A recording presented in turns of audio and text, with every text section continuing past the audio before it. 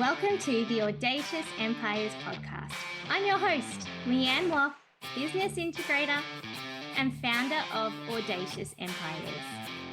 Each week, my crew and I will be exploring all things building and scaling an extraordinary business.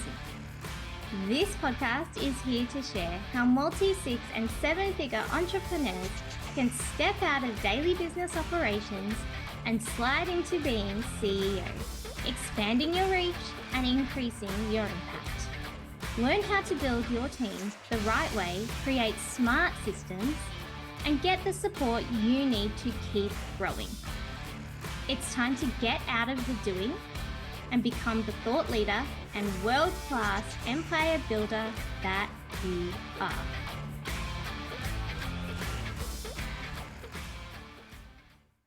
Hey, amazing human. Hope you're having a wonderful week.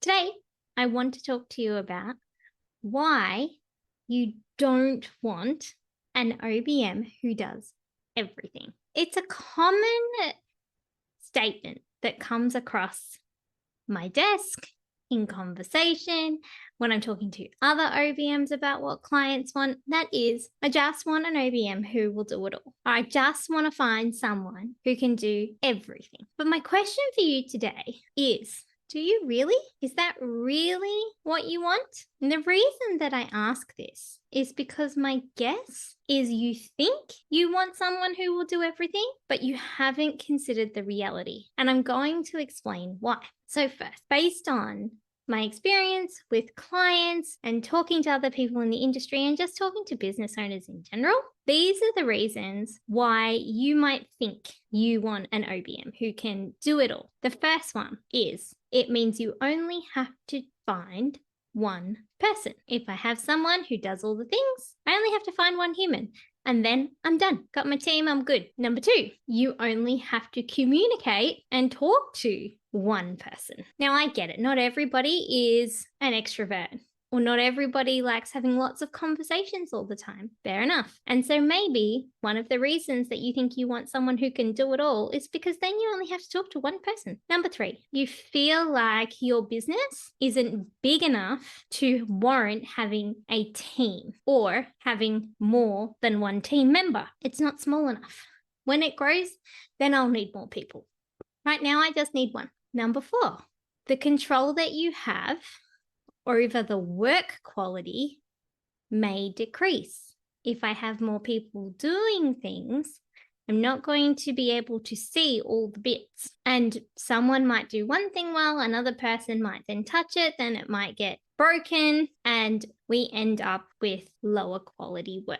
Or number five, it means my business becomes more complex and it's harder to manage the work pipeline. There's more things moving around and more hands touching each piece. These all sound pretty reasonable at a surface level. But if we look a little bit deeper, if we look into each of these reasons, we start to see things a little differently. This is why I think that you need to consider shifting your mindset. And that's why I am doing this episode, to give you a different perspective on how to look at it. Because when we look at each of these reasons, they have one main thing in common.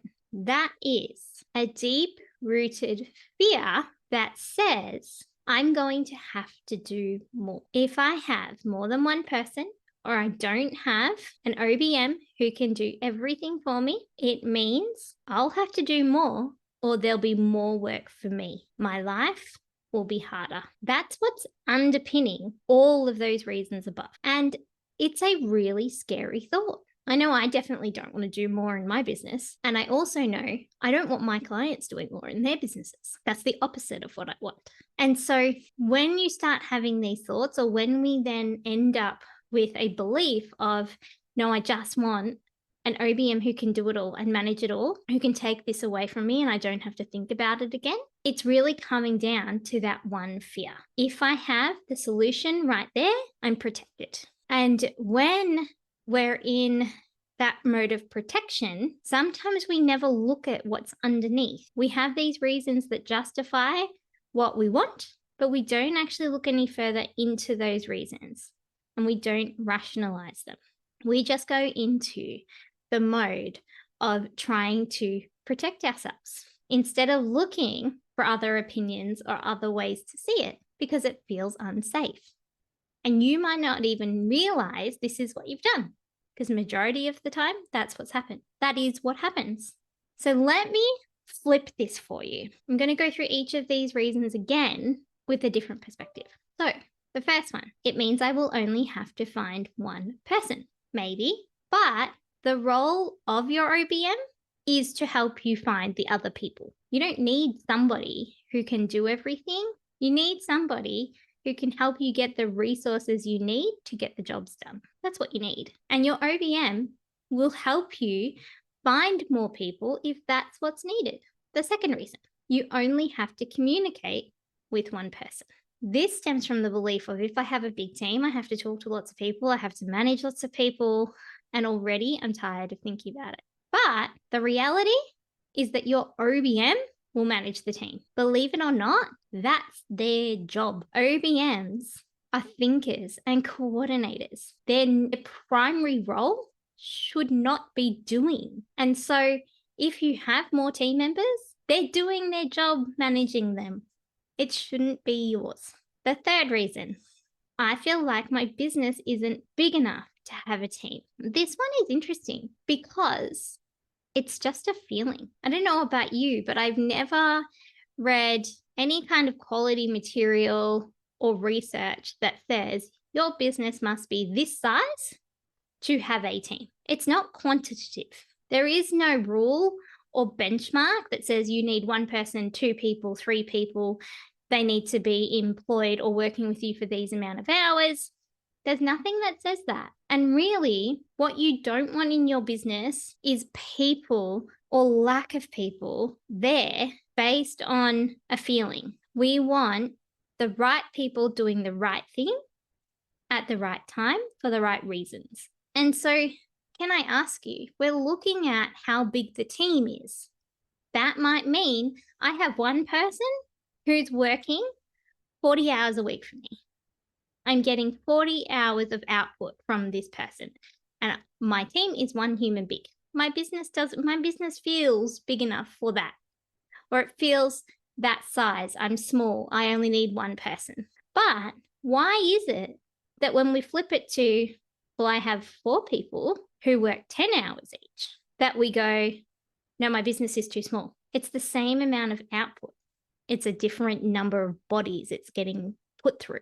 So the number of team members doesn't really correlate to the size of your business. You need to look at the outcomes that you want and get the right amount of people for those outcomes. That's what we should be looking at. And it might be one person or it might be 10, but it doesn't stipulate whether or not your team can be a little bit bigger or a little bit smaller. Number 9, the quality of the work gets removed from my control. I won't be able to look at it all. Now, this is highly dependent on the level of skill you bring into your business. If you're working with highly skilled people and you're paying for highly skilled people, you shouldn't have to worry about the quality of the work. That's not your job. And really, if we've got highly skilled people, it's their responsibility to make sure that their output is quality. And if we have a variation in the level of skill we bring into our business, then it is your OBM's job to manage the QA, to do the quality assurance. They might be briefing out different tasks to lots of different people in really great clarity. And then it's your OBM's job to review what comes back to them to make sure that the quality is where you would want it. Now, whether it is your OBM that was physically going to do that task, or whether it was a task somebody else has done and given to them, their ability to assess the quality will be the same. Therefore, the visibility and control you have over that quality is the same. It's all still stemming through that one person.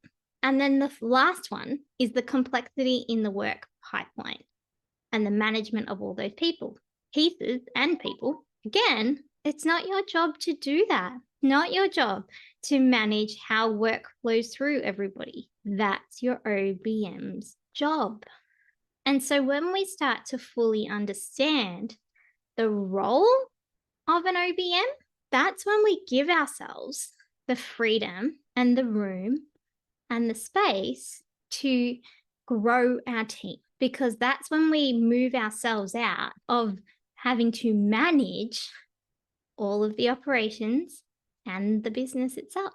Is that not the goal? Is that not why you started doing this in the first place? My guess is yes. And so if you feel stuck in this place of trying to find the right one person, or you feel like your only option is to have just one person, I encourage you to look deeper. Consider why it is that you feel that way. Why have you come to this conclusion? And what sits underneath that? Because from my experience, having an OBM who spends majority of their time doing everything doesn't ever give you the best outcome. You're selling yourself short and you're doing your business a disservice. Whereas if we empower our OBMs to stand in the role they should have and to be your eyes and your ears and your hands, and to coordinate and to come up with bigger and better ideas, and to look at the way things run in your business so that it can scale smoothly, that's their place to shine. That's where you want them. That's when you start getting the best value for your money and a happier team. Doesn't have to do with how many people you have. Get the best from the people that you do bring in and use your OBM to help you achieve that. That's what they're for. They are there to be the go between you and everything else that is happening so that you can create and innovate and breathe. I hope that this has given you something to think about. And in the next episode, in next week's episode, I'm going to take it one step further and talk to you about the consequence and the impact that having an OBM who does everything potentially has on your business. But for this week, I just want you to think about it and consider challenging that thought or feeling if it's something that you find happens with you, like it's happened to a lot of other people I've spoken to. You're not alone. And if you're having trouble wrapping your head around it, send me a DM or send me an email or comment on this post. There are so many ways for you to start a conversation with me, and I would love to have that conversation. I would love to help you so that your business can grow. Thanks, everybody. Have a brilliant week. Bye. Loving the Audacious Empires podcast? Drop into our DMs at Audacious Empires and say hi. We'd love to get to know you better. If you're finding these episodes useful, don't forget to leave us a 5-star review. Thanks for tuning in. You are why we're here.